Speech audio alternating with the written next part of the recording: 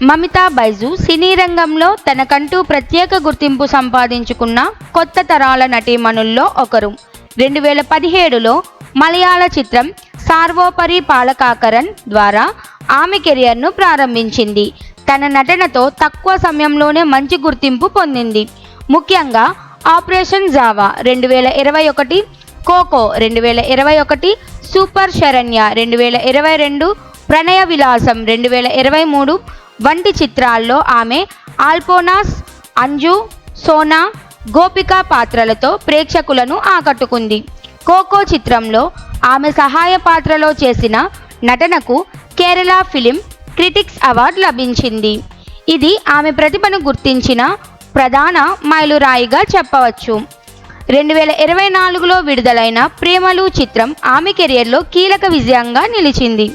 ఈ చిత్రం మలయాళ చిత్రసీమలో అత్యధిక వసూలు సాధించిన చిత్రాల్లో ఒకటిగా మారింది.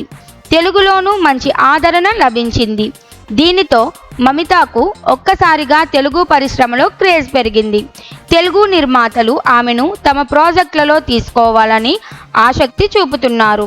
సాయి పల్లవి, నిత్యా మీనన్ తరహాలో నటకీయతకు ప్రాధాన్యమున్న బలమైన కథాపాత్రలతో టాలీవుడ్లో ప్రవేశించాలనే ఆలోచనతో మమిత ముందుకు సాగుతోంది.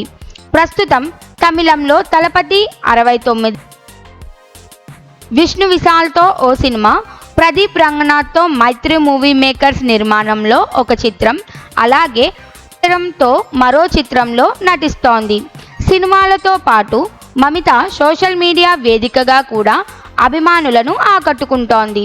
ఆమె స్టైల్, నేచురల్ లుక్స్, అందం యువతలో విపరీతమైన క్రేజ్ను తెచ్చిపెట్టాయి.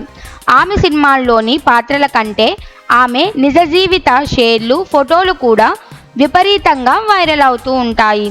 తన అభినయం, పాత్రల ఎంపిక, అందం, social media presence all combinate Mamitha Baiju దక్షిణాది సినీ పరిశ్రమలో ఒక ప్రత్యేక స్థానాన్ని ఏర్పరచుకునే దిశగా వేగంగా ముందుకు సాగుతోంది.